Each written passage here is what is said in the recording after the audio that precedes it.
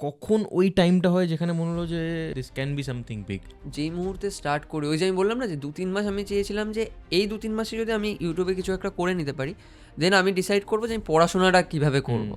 তো যখন আমার আই থিঙ্ক 2000 না 3000 সাবস্ক্রাইবার হয়ে গেছে, আমি বুঝে গেছি এটা আমি কন্টিনিউ করতে পারবো। তখন আমার মজা লাগছে, যতই আমি রাত জাগি। তো ফার্স্ট যখন ব্র্যান্ড শ্যুট করি সেটা 1 বছর পরে, মানে ওই 1 বছরও আমি সেভাবে কিছু আর্ন করিনি। তো সেখান থেকে ওই কনফিডেন্সটা এসেছিলো যে আমি এটা করবো, কিন্তু এটা আমার কেরিয়ার হতে পারে সেটা আমি এখনও ইনসিকিউর নিজেকে নিয়ে।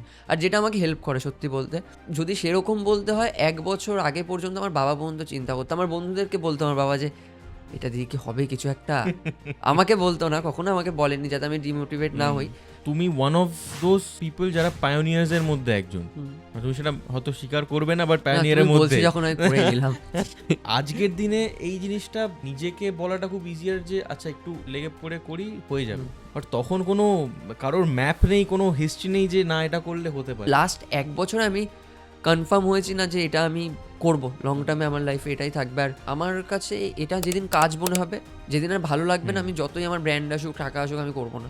আমি অন্য কিছুতে শিফট করে যাব। আমার টাকা আসছে, আমি তো এটা দিয়ে কামাচ্ছি, এটা ভেবে আমি কাজ করতে পারি না। ওই কাজটা ভালোবেসে করেছো বলেই ফলোয়ার বলো বা লোকজন যারা ভালোবাসে, ওই ভালোবাসাটা রেসিপ্রোকেট করেছে অডিয়েন্স।